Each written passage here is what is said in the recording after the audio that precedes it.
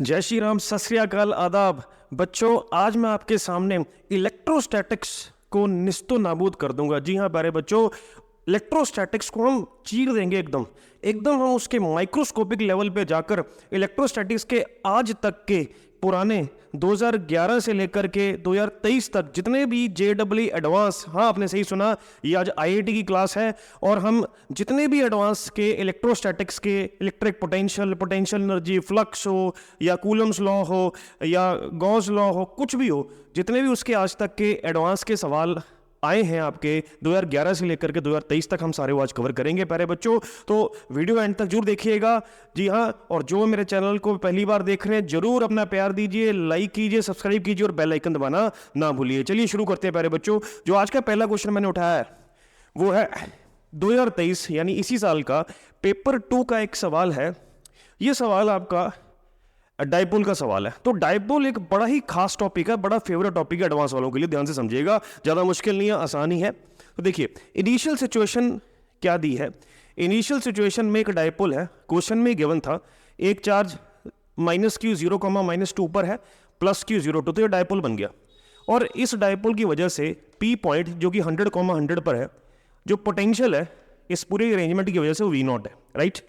Finally क्या किया, इस अरेंजमेंट को थोड़ा टेढ़ा कर दिया, यानी 0,2 से बदल कर इसके कोऑर्डिनेट्स -1,2 कर दिए गए और 0,-2 से इसके 1,-2 कर दिए गए। तो ये डाइपोल ऐसे बन गया। कहता अब उसी पॉइंट, उसी प्रीवियस पॉइंट P पर जो इलेक्ट्रिक पोटेंशियल था, finally find the potential at P now, वो V0 की टर्म्स में कितना, क्या वो 1/4 हो गया, क्या हाफ हो गया, या 1/√2 टाइम्स हो गया, 3/4 टाइम्स V0 हो चुका है। तो आइए शुरू करते हैं। क्या करना है, इनिशियल सिचुएशन से हम ये कर सकते हैं, अगर हम, क्योंकि आपको पता है कि अगर मुझे पूरी डाइपोल की वजह से P पॉइंट पर, किसी भी जनरल पॉइंट पर, देखिए ये पॉइंट P ना ही इसके एक्सिस पे पड़ा है ना ही इसके परपेंडिकुलर बाइसेक्टर पे पड़ा है, तो ये एक जनरल पॉइंट पे पोटेंशियल निकालना है। तो हम डाइपोल के केस में सारे डिस्टेंस उसके सेंटर से नापते हैं, तो उसी सारे डिस्टेंस नापे जाएंगे। तो ये इसका R वेक्टर हो गया, ठीक है। तो वी नो दैट कि किसी भी जनरल पॉइंट पर जो पोटेंशियल होता है डाइपोल का वो कितना होता है, KP cos theta by R²। Simple formula ने NCERT में ड्राइव भी किया हुआ है, राइट। तो अब हमारा जो थीटा क्या होता है, अगर हम वेक्टर फॉर्म में इस इक्वेशन की बात करें तो वेक्टर फॉर्म में ये होता है KP vector dot R cap upon R²। तो P डॉट R यानी P वेक्टर और R वेक्टर के बीच का एंगल हमें देखना होता है, वो ये एंगल थीटा होता है। किसके बीच का एंगल होता है प्यारे बच्चों, P वेक्टर और R वेक्टर के बीच का एंगल। तो इस केस में अगर हम ध्यान से देखें, किसी भी डाइपोल की जो डाइपोल मोमेंट होती है वो नेगेटिव चार्ज से पॉजिटिव चार्ज की तरफ होती है, राइट। तो डाइपोल मोमेंट अगर यहां से शुरुआत करें, क्योंकि this is the starting point, तो डाइपोल मोमेंट का वेक्टर इनिशियली ये है और आर वेक्टर ये है। तो P और R के बीच का एंगल थीटा ये बना। तो हल्की फुल्की ज्योमेट्री से P और R के बीच का एंगल क्या आ सकता है, ध्यान से देखिए, इसको थोड़ा एक्सटेंड कर लेता हूं, इसको ऐसे, इसको ऐसे। तो अगर ये 100, है तो ये 100 है, तो ये भी 100 है, ये 100 है, तो ये डिस्टेंस भी 100 है। तो ये ट्राइंगल सा बन गया, ये ट्राइंगल। तो इस ट्राइंगल में अगर टेंजेंट थीटा निकाल दें तो कितना बनता है, परपेंडिकुलर अपॉन बेस, यानी 100/100 1। जब tan थीटा 1 होता है, थीटा कितना होता है 45 डिग्री। तो बड़े आराम से ये एंगल हमारा 45 डिग्री निकल गया। तो अगर 45 डिग्री आ गया, ये यहाँ डाल दीजिए, तो फॉर्मूला बन गया कि P का फॉर्मूला क्या, the product of either charge into distance between them. Distance कितना है 2 + 2, कोऑर्डिनेट से हमने देख लिया 4 इंटू cos 45 अपॉन R²। ये R हम एज इट इज रहने देते हैं, ठीक है जी। तो ये बन गया 4KQ by R² √2, putting the value of cos 45, let this be first equation. तो इनिशियली जो आपका P पॉइंट पे पोटेंशियल निकला वो इतना निकला, जो कि हमें V0 गिवन है। हम इसका बाद में यूज लेंगे, ठीक है प्यारे बच्चों। अब फाइनली क्या हुआ, अब जब थोड़ा टेढ़ा किया तो ध्यान से देखिए, अब करना वही है, अब पॉइंट तो वही जनरल पॉइंट ही रहा। तो हमने केवल P वेक्टर और थीटा के बीच का एंगल देखना, हम जैसे इसमें प्रीवियस था 45 डिग्री। तो ध्यान से देखिए, अब जो डाइपोल मोमेंट की डायरेक्शन बदल चुकी है। तो पहले वेक्टर ऐसे था, पहले डाइपोल मोमेंट ऐसे थी। वेक्टर कब बदलता है, या तो उसकी डायरेक्शन बदल जाए, जैसे इसमें बदल रही है, इसका मतलब P वेक्टर बदल चुका है। तो जो नई डाइपोल मोमेंट होती होगी इस केस में वो किस तरफ होगी, नेगेटिव चार्ज से पॉजिटिव चार्ज, ये स्टार्टिंग पॉइंट होगा। तो मान लीजिए नई डायपोल मोमेंट है पी डैश वेक्टर, डायरेक्शन बदली ना, ठीक है। अब अगर ये थीटा जो कि 45 डिग्री था, राइट, तो पी डैश वेक्टर के कंपोनेंट बनाते हैं हम, ठीक है जी। एक इसका कंपोनेंट इस एंगल के हिसाब से, तो ये हमारा थीटा हो गया, राइट। तो एक इस एंगल के हिसाब से बनाते हैं, ये थीटा डैश एंगल मान लेते हैं। तो एक कंपोनेंट बनेगा इधर, that is P dash cos theta dash, एक इस एंगल के हिसाब से बनेगा ऊपर, that is P dash sine theta dash. तो एक तरह से अब हमारे पास दो डायपोल्स बन गए। दो डायपोल मोमेंट आने का मतलब है दो तरह के डायपोल बन गए, एक डायपोल इधर बना, एक डायपोल इधर पड़ा। स्पेस में जिस भी तरफ कोई भी डायपोल मोमेंट मिल जाए तो उस तरफ स्पेस में डायपोल होगा ही होगा। तो यहां पर अगर डायपोल मोमेंट को आपने स्प्लिट किया तो लॉजिक ये है कि दो डायरेक्शंस में डायपोल आप इमेजिनरी मान सकते हो, ठीक है।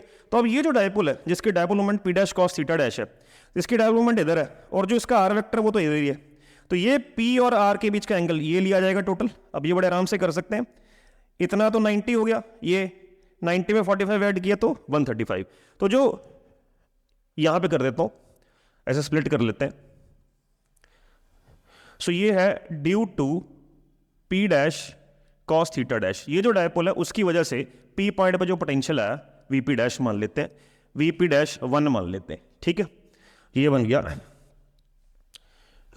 के क्यू मल्टीप्लाई बाय ये दूरी कितनी होगी यहाँ से यहाँ तक, ये भी पाइथागोरस से निकाल सकते हैं बड़े आराम से। अगर ये -1, 2 है तो अगर इसको ज्वाइन करूँ, ये डिस्टेंस 1 है, राइट, ये 2 है। अगर ये 2 ये 1 है तो ये हाइपोटेन्यूज हुआ, ये कितना हो गया, √2 का स्क्वायर प्लस 1 का स्क्वायर √5 हो गया। तो अगर ये √5 हो गया, सिमिलरली ये √5 हुआ, तो ये दोनों के बीच की दूरी कितनी होगी, 2√5, राइट। सो 2√5, ठीक है। ये पी डैश आपने पुट कर दिया, कॉस थीटा डैश आपका, हाँ कॉस थीटा डैश, ध्यान से रखना ये एंगल नहीं है कॉस थीटा डैश, याद रखना, क्योंकि ये जो एंगल है 135 ये थीटा में पुट किया जाएगा। अभी तो मैंने पी को रिप्लेस किया है P dash cos theta dash है, ये ध्यान रखना। जो पी है फॉर्मूले का के P cos theta by R square, जो पी है अब वो बन गया है P dash cos theta dash. Theta 135 है, कॉस थीटा में डाला जाएगा। अब कॉस थीटा डैश कैसे पुट करें, वो भी हम सिंपल कर सकते हैं। ये ट्राइंगल मिल गया, cos theta dash is base that is 1 upon hypotenuse जो भी निकाला आपने √5। तो ये बन गया हमारे पास cos theta dash base that is 1 upon √5 into cos theta. Now 135 आप पुट किया जाएगा, divide by R square. R क्या हो गया, यहां से यहां तक आर स्क्वायर वही, सॉरी ये आ रही है, तो इसको एज इट इज रहने दीजिए। √5 से √5 कैंसिल, ये बन गया 2k³ cos 135 सेकेंड क्वाड्रेंट में, इतना तो आपको आना ही चाहिए, ठीक है। तो सेकेंड क्वाड्रेंट में cos नेगेटिव होता है 1, ये आ गया -1/√2 डिवाइड बाय आर स्क्वायर। तो ये बन गया -2k³ बाय √2 आर स्क्वायर। मेरे हिसाब से तो मैंने कैलकुलेशन ठीक किया, बाकी आगे चेक कर लेंगे रिजल्ट क्या आता है। तो ये हमारे पास सेकेंड इक्वेशन बन गई। सिमिलरली आप पी पॉइंट पर पोटेंशियल निकालोगे ये वाले डायपोल की वजह से, P dash sine theta dash जिसकी डायपोल मोमेंट है, देखते हैं। Now due to P dash sine theta dash, same formula इस पे मान लेते हैं Vp2 dash, same K into Q, right.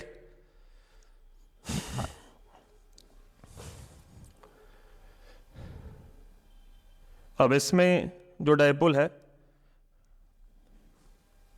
P dash तो वही बनी, ठीक है, P डैश तो आपकी यही बनी सेम, तो Q इंटू 2√5 ये P डैश हो गया।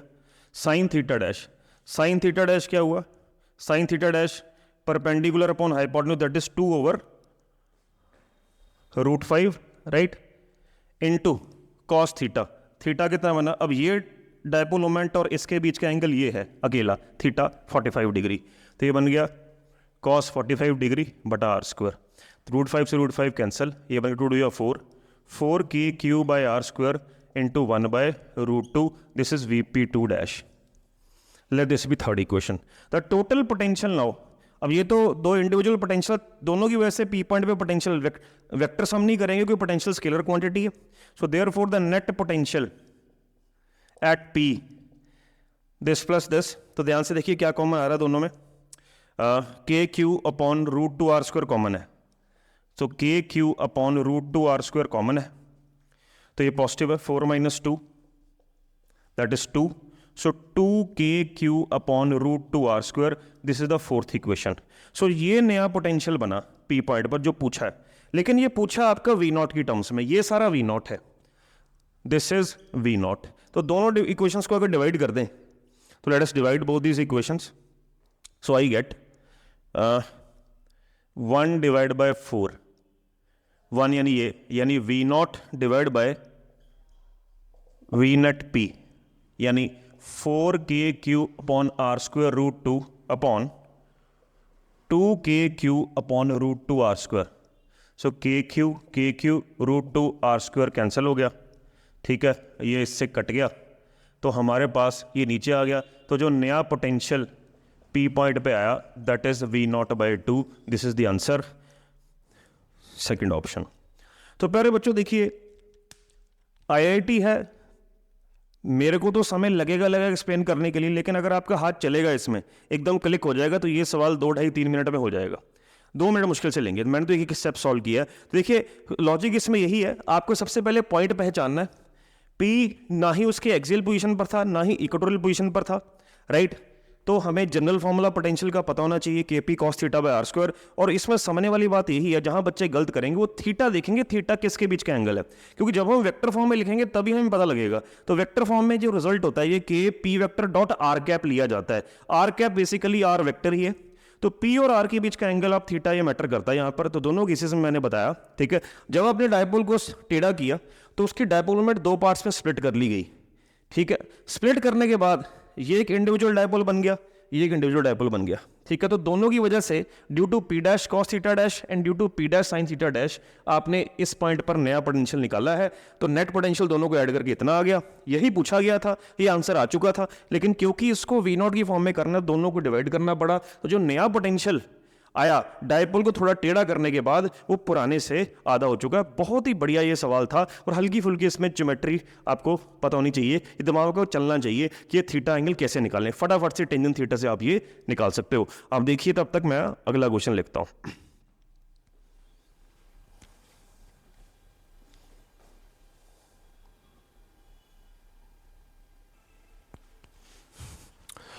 तो बच्चों अगला 2022 का पेपर 2 से सवाल है, बहुत ही बढ़िया सवाल है। Mark my words, such questions definitely come whether you are a NEET student और you are a JEE main student और you are a advance student. कहने का मकसद ये है कि मैंने अपने लास्ट लेक्चर में in the previous lecture where I discussed the various JEE main previous year questions of electrostatics, उसमें भी मैंने कई बार कहा और क्वेश्चंस आए भी हैं कि shell, spherical shell, sphere, conducting, non conducting के सवाल, कंसेंट्रिक शेल्स के सवाल बहुत ही फेवरेट सवाल माने जाते हैं किसी भी कंपटीशन के लिए, तो इनको नहीं छोड़ना आपने। तो अगेन बहुत ही बढ़िया क्वेश्चन, लेवल अच्छा क्वेश्चन का, ठीक है। एडवांस में लाइक क्वेश्चन है, समझेंगे ध्यान से क्या। 2022 का एडवांस का क्वेश्चन है, अंदर एक स्फेयर है जिसका रेडियस 1 है, ये 0 है बोला हुआ, और इस स्फेयर को सराउंड किया है एक शेल ने जिसका रेडियस RB है, ठीक है। तो ये शेडेड रीजन है। इन दी शेडेड रीजन जो अंदर वाली स्फेयर है, charge density varies as R क्या है, small r, distance from the centre. तो अंदर वाले रीजन में दी चार्ज डेंसिटी इस हिसाब से वेरी करती है, K पॉजिटिव है, और शेल में ये वेरी करती है 2K/R। 2 वेरिएबल चार्ज डेंसिटीज है, देन 4 पार्ट्स हैं, ठीक है। तो चारों में से चारों आंसर भी हो सकते हैं, 2 भी हो सकते हैं, 3 भी हो सकते हैं, 1 भी हो सकता है। तो देखते हैं, कहता अगर RB की वैल्यू नहीं गिवन तो हर कंडीशन RB पे चेक होगी कि अगर शेल का रेडियस इतना है तो क्या इलेक्ट्रिक फील्ड 0 होगी एवरीवेयर आउटसाइड बी के बाहर। क्या रेडियस इतना है तो पोटेंशियल जस्ट आउटसाइड बी क्या इतना होगा। अगर रेडियस इतना है तो टोटल चार्ज कितना है इस पूरी कॉन्फ़िगरेशन का, टोटल चार्ज इसमें कितना है, यानी टोटल चार्ज मींस स्फीयर और शेल में टोटल कितना चार्ज है। अगर RB इतना है तो E जस्ट आउटसाइड बी इतना है। तो देखिए इसमें 3 तरह के सवाल पूछे हैं। इसमें इलेक्ट्रिक फील्ड भी निकालनी पड़ेगी, उसका मॉड क्या है आउटसाइड बी, पोटेंशियल भी निकालना पड़ेगा आउटसाइड बी, और total charge of the configuration भी निकालना पड़ेगा। तो थोड़ा लेंथी हो सकता है, कोई बात नहीं, करते हैं हम, चलिए आइए। तो सबसे पहला मैं बता दूं आपको, जब भी आपको सवाल में चार्ज डेंसिटी वेरिएबल मिलेगी, और ये बड़े फेवरेट सवाल है, जेई मेन में भी बहुत आते हैं और नीट में भी आते हैं, कि आपको इस फंडा और पता होना चाहिए कि देखते ही समझ आना चाहिए डिफरेंशिएशन इंटीग्रेशन का सवाल है, तो यहाँ पे इंटीग्रेशन का सवाल है, तो चार्ज डेंसिटी अगर वेरिएबल है तो चार्ज निकालने की गेम होगी। तो अगर मैं इस पूरी कॉन्फ़िगरेशन में कितना चार्ज फैला हुआ है, दिस प्लस दिस, वो निकाल लूँ, तो एक पार्ट तो हम देख सकते हैं कितना बनेगा अगर सर्टेन कंडीशन पर अगर देखें। तो सबसे पहले अपनी तरफ से जनरल फॉर्म में हम total charge of this configuration निकालते हैं। चलिए, टोटल चार्ज क्या होगा? So let us calculate the total charge of the configuration. The total charge will be, जितना चार्ज इस शेडेड रीजन के अंदर है, तो क्योंकि ये वॉल्यूम चार्ज डेंसिटी है, चार्ज डेंसिटी का फॉर्मूला चार्ज अपॉन वॉल्यूम होता है, तो चार्ज क्या हो गया? रो इनटू वॉल्यूम। ठीक है, तो इंटीग्रेशन ऑफ 0 से 1 तक कितना चार्ज फैला हुआ है, दैट इज रो कितना है? KR। ठीक है, वॉल्यूम से मल्टीप्लाई करना है, तो वही स्फीयर में इंटीग्रेशन कैसे करते हैं, इसमें एक स्फेरिकल शेल मान ली 4πr² और इसकी थिकनेस dr मान ली, तो वैसे ही करना है। तो rho into volume will be surface area of the sphere into thickness of the sphere. ये इसमें चार्ज हो गया प्लस चार्ज निकालना है इस जगह पे कितना है, तो इंटीग्रेट करना पड़ेगा 1 से RB तक, तो 1 से RB ये कितना है? Rho, again rho into volume, that is 2K/R, volume again 4πr² dr। तो लेट अस सॉल्व दिस। किस तरह से करेंगे? तो कांस्टेंट्स बाहर निकाल लेते हैं, 4πK कांस्टेंट हो गया, ठीक है, R इंटू R² R³ हो गया 0 से 1। अगेन यहाँ पर कांस्टेंट्स बाहर निकालते, 2K 4π यानी 4 2 या 8, सो 8πK, एक R से एक R कट जाएगा, तो अंदर बच जाएगा केवल RdR। तो सॉल्व करते हैं इसको। तो इंटीग्रेशन बेसिक है, R की पावर 4/4 आ जाएगा, 4 बाहर निकाल लिया, तो upper limit minus lower limit कर ली, 1 की पावर 4 माइनस 0 की पावर 4 प्लस 8πK, R²/2 आ जाएगा, 2 बाहर निकाल लिया, तो R² यानी R²B माइनस 1 का स्क्वायर, तो 4 से 4 कट गया, 2 से 4 आ गया, तो this becomes πK into 1 plus 4πK R²B minus 1। ये अपनी तरफ से टोटल चार्ज जो इसमें फैला हुआ वो निकाल लिया। Let this be first question. इस एक ही क्वेश्चन से काफ़ी क्वेश्चन सॉल्व हो जाएंगे। अब एक एक करके करते हैं, तो ये क्वेश्चन चेक करते हैं। ये अगर RB 2 है तो क्या टोटल चार्ज इतना है? Let us check. तो पुट RB 2 हेयर, तो लेट अस सी। तो ये बन गया πK प्लस 4πK, 2 का स्क्वायर 4 माइनस 1, 3 4 जा 12 प्लस दिस इज 13πK। तो जब RB 2 है तो टोटल चार्ज इतना आ रहा है, तो मतलब ये ऑप्शन गेम से बाहर होगी। ये तो 15πK दिखा रहा है, ठीक है। अब चेक करते हैं कि RB अगर √3/2 है तो क्या इलेक्ट्रिक फील्ड 0 है? इलेक्ट्रिक फील्ड निकालने के लिए आपको चार्ज निकालना पड़ेगा ही पड़ेगा, तो इसमें फिर से RB इक्वल √3/2 पे चेक करना पड़ेगा इतना चार्ज है। Let us see if RB is √3/2 then charge कितना आएगा?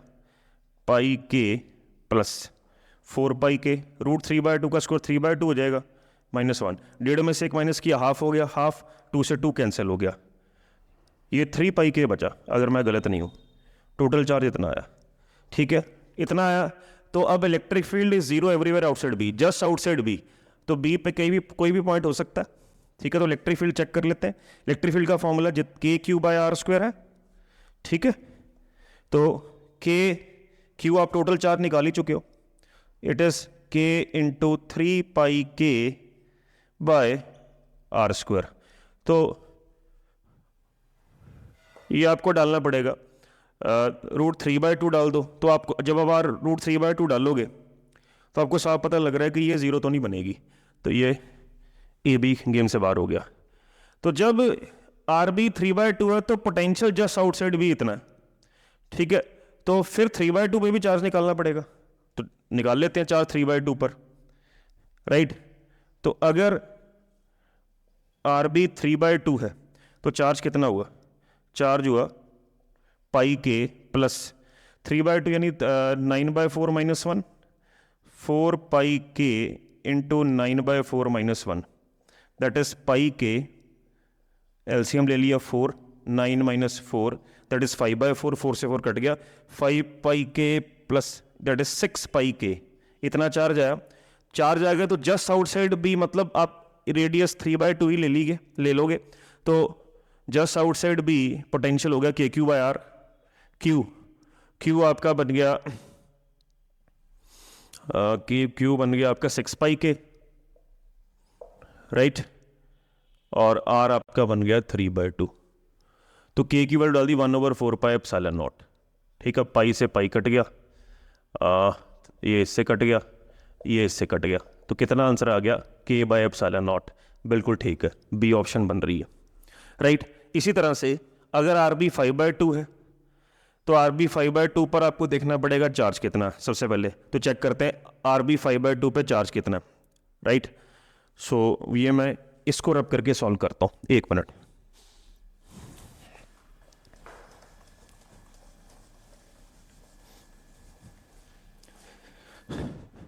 सो at R B is equal to 5/2 charge कितना है, यहां फिर से डाल दें 5/2, तो ये बन गया πk प्लस 4/k। 5/2 का स्क्वायर यानी 25/4 - 1, 4 एलसीएम 25 माइनस 4 21, 21/4, 4 से 4 कट गया, ये 22πk आ गया चार्ज। ठीक है, ये मैं ऑरली कर दी। अब जस्ट आउटसाइड भी अगेन आर बी 5/2 ले लोगे, यानी के क्यू बाय आर स्क्वायर, यानी 1/4πε0। क्यू कितना है 22πk बाय आर स्क्वायर, यानी ये 25/4, पाई से पाई गया, ये ऊपर आ गया 88k बाय ये जरूरतें थी 4 से 4 ही काट देते। ठीक है, तो ये बन गया हमारे पास पाई से पाई गया 22k बाय 25ε0, ये कितनी है 13, ये भी गेम से बाहर। तो केवल एक आंसर बना है इसका बी पार्ट। तो I hope it is clear. तो आपको ट्रिक यही बताना है कि ऐसे जब दो अलग अलग रीजन्स में चार्ज डेंसिटीज अलग अलग आए, जैसे इस अंदर वाले रीजन में चार्ज डेंसिटी कुछ और थी kr थी, और बाहर वाले रीजन में 2k/r, तो इस तरह से टोटल चार्ज निकाला जाता है, ये जो पूछा ही होता। तो पहले लिमिट्स लगा दें, जहां से जहां kr जो बताया गया था वो 1 तक बताया गया था, और जो 2k/r बताया गया था वो 1 से शुरू हुआ और rb तक बताया गया था, इसलिए 1 से rb लिमिट्स डाली, राइट। एक बार टोटल चार्ज आ गया, बाकी तो ऑप्शन से खिलवाड़ी करना आपने। तो शुरुआत बहुत जरूरी है, आपको क्लिक होना चाहिए। ये स्टैंडर्ड मेथड्स हैं, जो जेडब्ल्यू मेन की भी तैयारी कर रहे हैं, जो शानदार नंबर लेना चाहते हैं, उनके लिए भी ये एडवांस के प्रॉब्लम्स जरूर अब देखिए। और इवन नीट में अगर आप तैयारी कर रहे हैं फिजिक्स की, फुल मार्क्स चाहिए आपको, तो ये आपके क्वेश्चन दिमाग सिमुलेट करते हैं, आपका कॉन्फिडेंस बढ़ाते हैं। तो नीट वाले भी जरूर ये लेक्चर सीरीज जरूर देखें। अगला क्वेश्चन लेते हैं हम, 1 मिनट।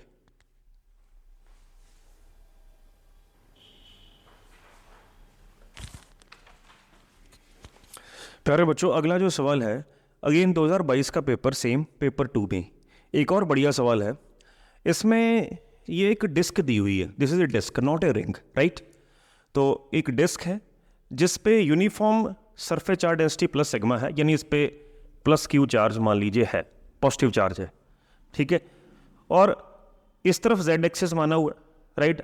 हालांकि क्वेश्चन में उसने माना नहीं, मैंने सपोज किया ताकि क्योंकि z तो जनरली प्लेन के बाहर आता है, कॉपी के प्लेन, बोर्ड के प्लेन के बाहर आता है, लेकिन थोड़ा पिक्चराइज करने के लिए, दिखाने के लिए सिचुएशन मैंने डायग्राम ऐसे बनाई है, राइट। तो डिस्क मान लीजिए z इधर है, राइट।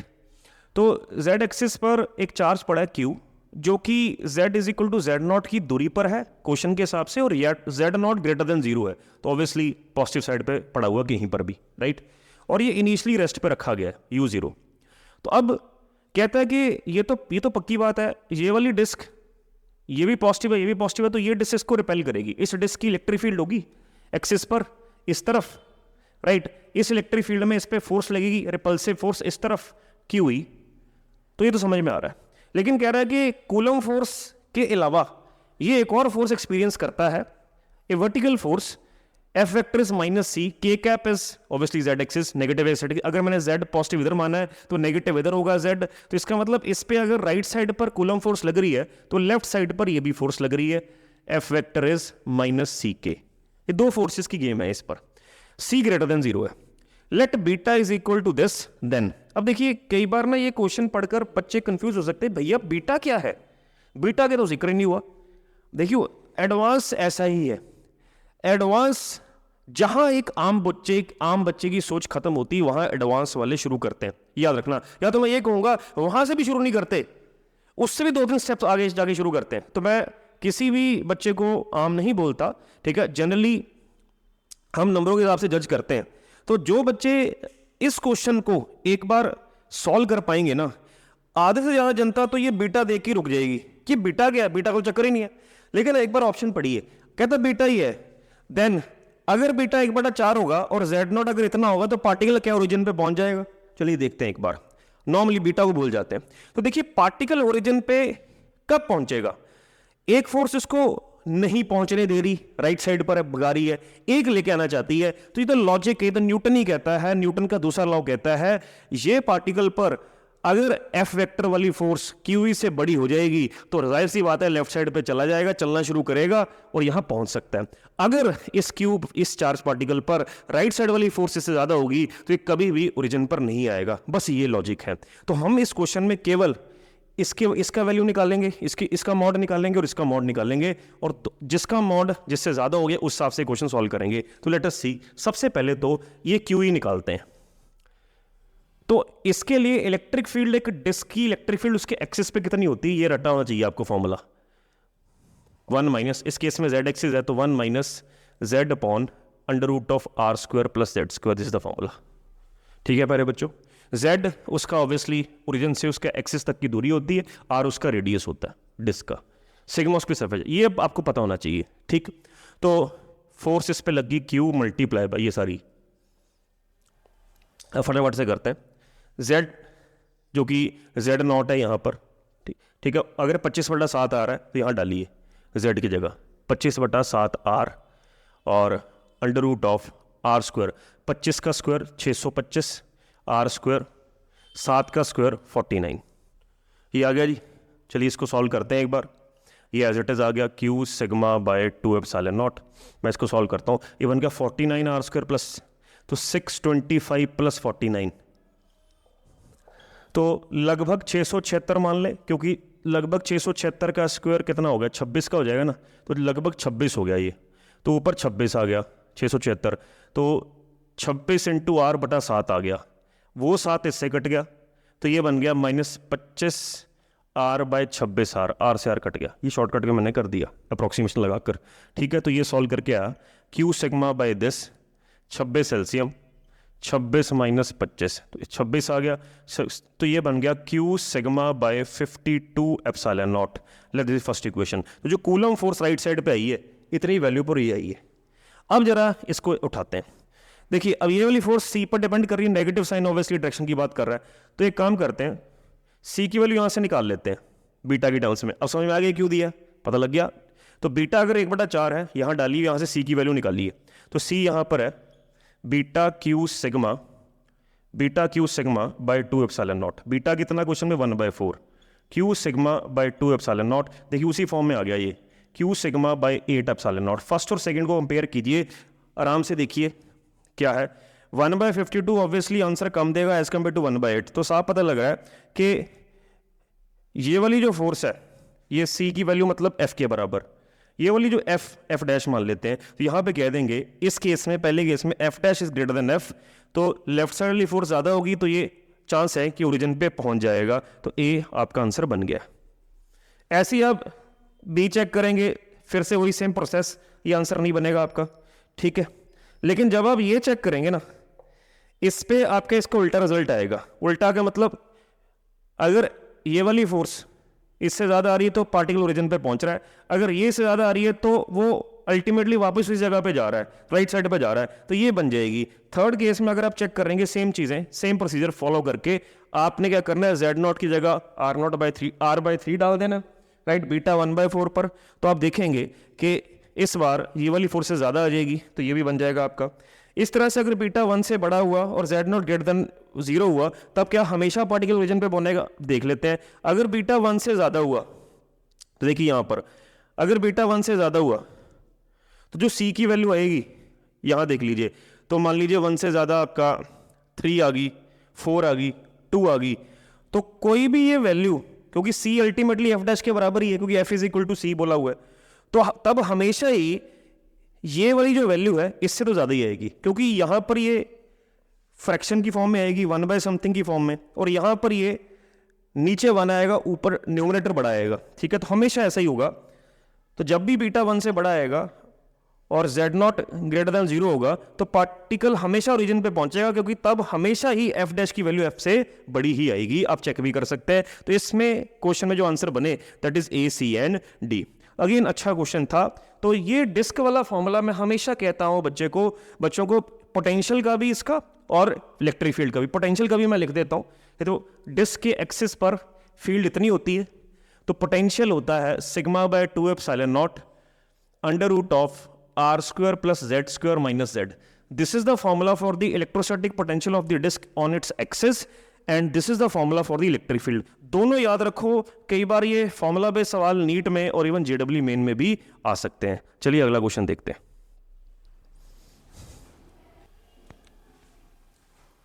प्यारे बच्चों, अगला जो सवाल है 2021 का IIT यानी एडवांस का पेपर है। ये भी एक अच्छा क्वेश्चन है। ऐसा सेम क्वेश्चन पहले भी IIT में आ चुका है, वो सेम रिपीट हुआ है। इक्वी पोटेंशियल सर्कल वाला कुछ सवाल भी बड़ा इंपॉर्टेंट होता है। उसने कहा है कि सिस्टम में एक चार्ज माइनस क्यू है जो कि ओरिजिन पे पड़ा है 0,0। दूसरा चार्ज है प्लस क्यू बाय रूट 3 जो कि जिसके कोऑर्डिनेट्स गिवन है 2,0। अगर इसके कोऑर्डिनेट्स 2,0 है तो इसकी दूरी ओरिजिन से 2 बन जाएगी, इसलिए मैंने 2 लिखा, गिवन है।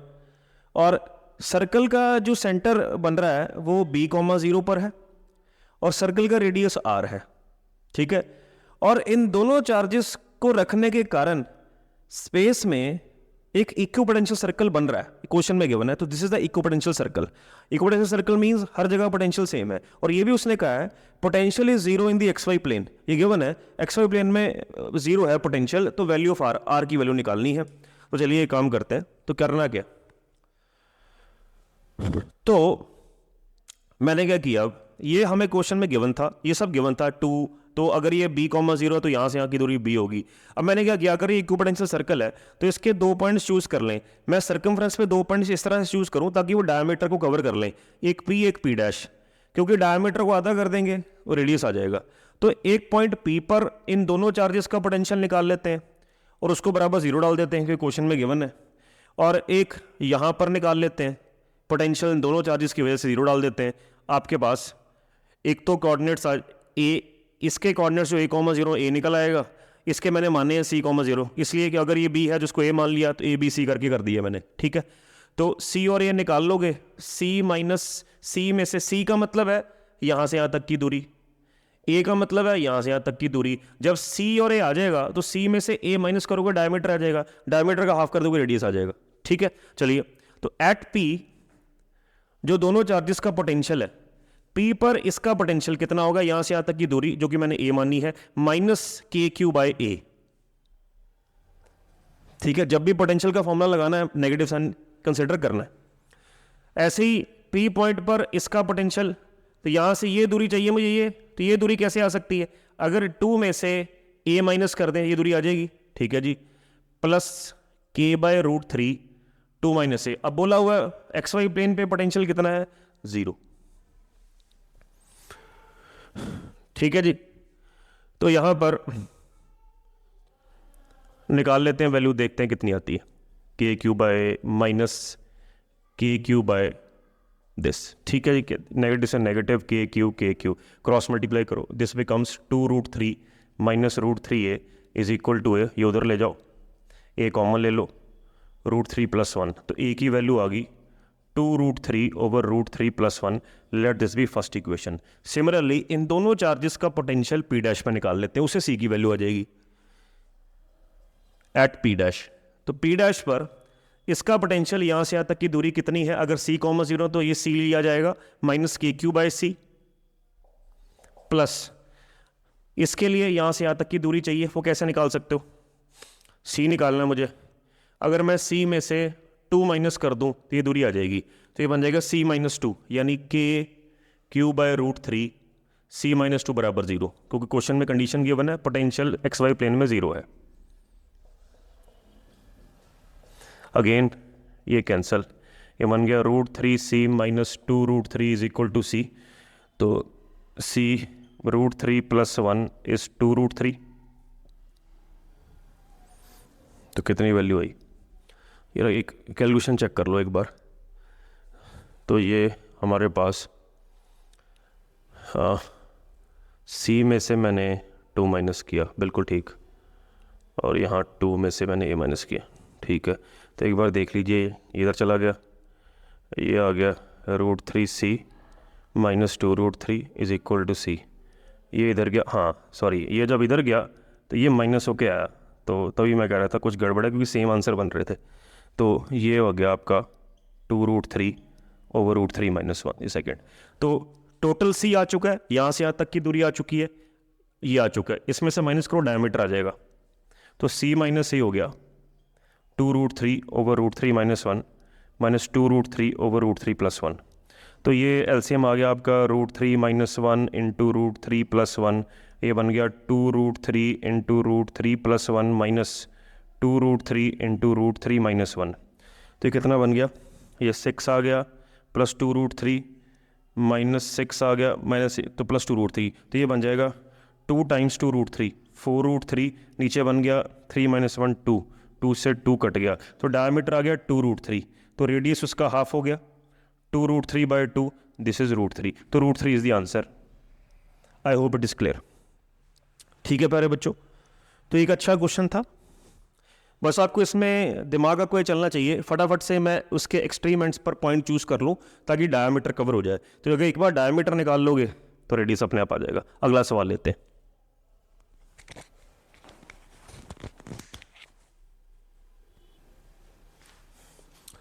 प्यारे बच्चों, अगला जो सवाल है, अगेन 2020 कोरोना का पीरियड था, तो उसमें से सवाल उठाया पेपर 1 में से, अच्छा सवाल बनाया, प्रोजेक्टाइल और इलेक्ट्रोस्टैटिक्स का मिक्स है। तो देखिए इतना डिफिकल्ट नहीं है, एक स्पेस में इलेक्ट्रिक फील्ड नीचे की तरफ गिवन है, इतनी वैल्यू है, और एक पार्टिकल जो चार्ज क्यू है उसका मास m है, उसको प्रोजेक्ट किया u की स्पीड से थीटा एंगल के साथ, कह रहे, और उस पार्टिकल को ये टारगेट t को हिट करना है, जो टारगेट 5 मीटर की दूरी पर है। तो क्वेश्चंस है कुछ मल्टीपल चॉइस, एक से ज़्यादा आंसर। क्या ये पार्टिकल टारगेट टी को हिट कर जाएगा अगर थीटा 45 होगा या थीटा 60 होगा? ठीक है, अगर ये हिट कर रहा है तो उसका जो टाइम पीरियड होगा हिटिंग का, क्या वो √5 माइक्रो सेकेंड है, और एज वेल एज क्या दोनों टाइम पॉसिबल है या केवल ये टाइम है? तो एक तो टाइम निकालना है और पहले ये चेक करना है, कंडीशन चेक करनी है इतने एंगल पे क्या ये हिट करेगा कि नहीं करेगा। तो सबसे बेस्ट तरीका ये होगा कि आप ये एंगल और ये एंगल पुट करके देखिए, जिसमें रेंज का आंसर 5 मीटर आ रहा है, मतलब टारगेट हिट कर जाएगा उस एंगल पर। लेट अस सी, तो उसके लिए रेंज क्या करें। अब देखिए, जब ये अब नॉर्मली प्रोजेक्टाइल बनेगा ये, ठीक है, हिट कर जाएगा, तो नॉर्मली जब इलेक्ट्रिक फील्ड नहीं होती तो ग्रेविटी नीचे की तरफ एक्ट करेगी, यहाँ पर एडिशनल कूलम फोर्स भी है, कूलम फोर्स के कारण भी एक्सेलरेशन होगी। एक चार्ज पार्टिकल हमेशा इलेक्ट्रिक फील्ड के टुवर्ड्स जाता है अगर वो पॉजिटिव हो, तो ये पॉजिटिव है तो नीचे की तरफ ही फोर्स लगेगी, यानी नीचे की तरफ जो कूलम्स लॉ के कारण एक्सेलरेशन होगी F/m, फोर्स कितनी है QE/m, ये भी नीचे की तरफ होगी और ग्रेविटी भी नीचे की तरफ है। तो जो इफेक्टिव वैल्यू ऑफ ग्रेविटी है वो कितनी हो जाएगी? G + QE/m डाउनवर्ड डायरेक्शन में। तो हमेशा याद रखिएगा, प्रोजेक्टाइल में जितने भी ये फॉर्मूले करवाए गए थे, जैसे रेंज का फॉर्मूला U²/G, एक्चुअली ये G इफेक्टिव होता है तब भी बताया गया था। तो यहाँ पर ये फॉर्मूला बन गया U² sin 2θ upon G + QE/m। Put करते हैं वैल्यूज, पहले 45 पे चेक करते हैं, फिर 60 पे चेक करते हैं। चलिए आइए, तो U की वैल्यू ये है 2√10 × 10⁻⁶ का स्क्वायर, थीटा 45 डालोगे तो ये 90 बन जाएगा। G आपका 10 ले लीजिए, Q/m की रेशो उसने 10⁻10 बोली हुई है, इलेक्ट्रिक फील्ड 400√3 है। तो लेट अस सी, अब देखिए ये तो बहुत बड़ा आंसर है, इसके मुकाबले ग्रेविटी तो निगलेक्ट कर सकते हैं, तो ये जरूरत नहीं है। 10 इतने बड़े आंसर में 10 ऐड करके क्या करना है, निगलेक्ट कर दो, फटाफट से आंसर आ जाएगा। तो ये अब स्क्वायर करोगे आएगा 4 × 10 × 10⁻12 × 1, ये 4 × 10⁻12√3। ठीक है प्यारे बच्चों, ये इससे कट गया, ये इससे कट गया, ये तो 10/√3 आ रहा है, तो ये तो बात नहीं बन रही। तो रेंज 5 मीटर के बराबर तो नहीं बनेगी, तो यानी 45 डिग्री पर नहीं हिट कर सकता। 60 चेक करते हैं, तो अगर थीटा 60 है तो रेंज का आंसर सेम देखिए, बस सब चीज़ें सेम है। sin 60 कितना हो जाता है? √3/2, तो केवल वही मैं पुट करूँगा, तो ये बजेगा 4 × 10 × 10⁻12 sin 60 √3/2, नीचे 10 निगलेक्ट कर दिया, नीचे फिर से 4 × 10⁻12 बचा √3, इससे ये कैंसिल, इससे ये कैंसिल, इससे ये कैंसिल, क्या बात है, मज़ा आ गया। 5 मीटर, तो 5 मीटर रेंज है, 60 पे तो हिट कर जाएगी। ठीक है, आपको पता है रेंज दो एंगल पे सेम होती है, अगर 60 पर है तो 30 पे भी सेम होगी, 90 माइनस 60, तो 30 और 60 दोनों आ जाते हैं। तो जब टाइम पीरियड निकालोगे ना, तो एक बार आप 60 डिग्री और 30 डिग्री दोनों पे चेक करेंगे, दोनों आंसर बन सकते हैं। Let us see. तो टाइम पीरियड के लिए अगेन टाइम पीरियड का formula 2u sin theta by G effective. G effective is G plus this. आपको पता है कि इसके मुकाबले ये बहुत कम है, तो सिंपली मैं क्यू ई बाय एम लिख रहा हूँ। तो एक बार इस फॉर्मूले में जब आप 30 डालोगे, एक बार 60 डालोगे, ये दोनों आंसर बन जाएंगे। आप चेक कर लेना, सी भी बन जाएगा, डी नहीं बनेगा, तो इसका आंसर आपका बी कॉमा सी बन जाएगा। तो प्यारे बच्चों, ये 5 मैंने अपनी तरफ से क्वेश्चंस अच्छे डिस्कस करने की कोशिश की है और समझाने की कोशिश की है। अगर आपको ये मेरी वीडियो अच्छी लगे तो प्लीज़ मेरी दरख्वास्त है आपसे, आप ज़रूर कमेंट कीजिएगा आपको ये वीडियो किस तरह से लगी, जरूर अपने विचार दीजिएगा, राइट। क्योंकि ये पार्ट 1 है PYQs previous year question of JEE advance. तो I will discuss from the year 2011, 2011 से लेकर के 2023 मैंने पीछे से स्टार्ट की, 23 के फिर 22 के भी करवाए आपको, 21 और 20 तक मैं लेकर आया। तो ये 5 क्वेश्चंस हैं। अगली वीडियो इसकी जल्द आएगी, पार्ट 2 पार्ट 3 भी आएगा। तो ये मैं सारे क्वेश्चन लगभग कोशिश करूंगा डिस्कस करने की। इस वीडियो का फ़ायदा JEE मेन और नीट को डेफिनेटली आएगा। जो मेरे चैनल पे नए हैं तो जरूर मेरा चैनल सब्सक्राइब कीजिए, बाकी बच्चों को भी फैलाइए। वर्ड ऑफ माउथ बहुत ज़रूरी है। मैं आपके लिए मेहनत करने के लिए तैयार हूँ। नमस्कार, सत श्री अकाल, आदाब, धन्यवाद।